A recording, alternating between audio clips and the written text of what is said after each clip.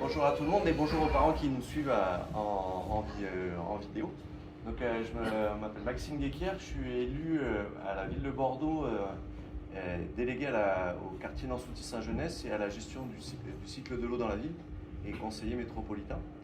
Et je suis le représentant pour Sylvie Schmitt qui est l'adjointe en charge de la jeunesse sur cette école et l'école Isère, juste en face. Et donc du coup, aujourd'hui, on est réunis sur ce café des parents sur le sujet de la rue qui est en travaux devant. Donc c'est une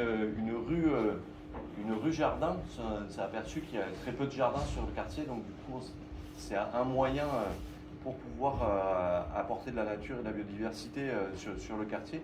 Et vu que cette rue fait partie des rues aux enfants, donc qui est fermée à la circulation, sauf les pompiers et tous les services nécessaires comme la livraison de repas qui a accès à la rue, parce que c'est quand même plus simple. Je pense aux éboueurs, enfin, il y a quand même des personnes qui ont accès à cette rue-là, mais pour autant les parents ne peuvent plus déposer leurs enfants devant l'école en voiture. Et donc du coup, voilà l'existant, enfin, ce qui n'est plus le cas aujourd'hui, parce qu'il y a peu de travaux, mais le projet a démarré par une fresque éphémère de l'artiste Guillaume, qui était un jeu et qui a été monté avec l'école Isère et l'école Casse-Major. Ensuite, la pérennisation de la piétonisation et la transformation du jardin, je l'ai dit. Et donc du coup, l'idée c'était vraiment d'avoir une rue qui serpente. Mais quand on est allé voir notamment le service des pompiers, ils nous ont dit non mais nous il faut qu'on passe avec la grande échelle. Donc du coup ça ne serpentera pas non plus de manière très sinueuse, parce qu'il faut quand même que les gros camions puissent passer dans cette rue.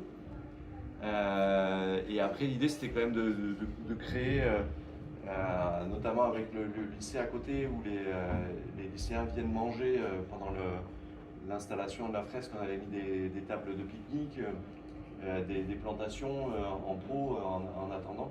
Et du coup, on a vu que cette rue devenait une rue utilisée même le week-end quand il n'y a pas des enfants, et notamment aussi sur les périodes de la fête de l'école et la fête des parents. Enfin, il y avait un événement, le Vide ta chambre, qui avait été très plébiscité, et grâce à l'association des parents d'élèves, l'idée c'était de continuer cette dynamique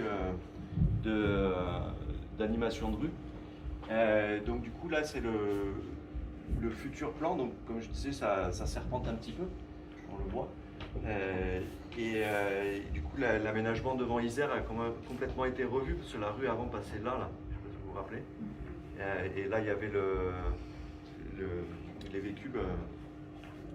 Et donc du coup il y a des fosses en pleine terre qui vont être installées, et alors je ne sais plus le nombre, ah si c'est marqué, formidable, le nombre d'arbres, il y a 7 arbres qui vont être plantés, 13 arbustes, des arceaux vélos, des vélos des stationnements pour les cargos, bien sûr la suppression du stationnement. Et donc la plus grosse difficulté, ça a été de prendre en compte tous les réseaux qu'il y a dessous. Donc ça, c'est un plan de masse générale.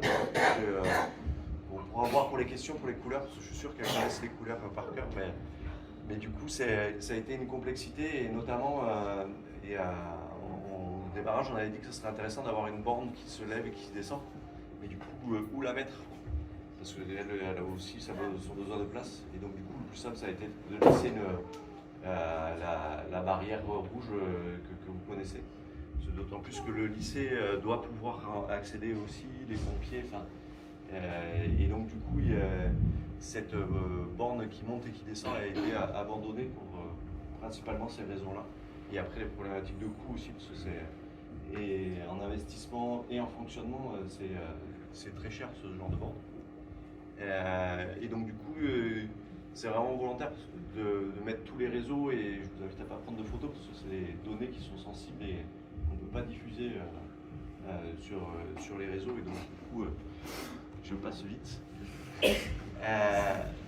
Ensuite, sur le choix des arbres, là, il va y avoir une participation, enfin, si c'est toujours le cas, pour choisir les essences. Parce qu'elles ne seront pas plantées, parce que la rue n'est pas terminée, et du coup, je crois que les plantations, je ne suis pas spécialiste, mais je crois que c'est avant le printemps, et que c'est le premier jour du printemps, je crois qu'on va attendre l'année prochaine, l'hiver prochain, pour planter.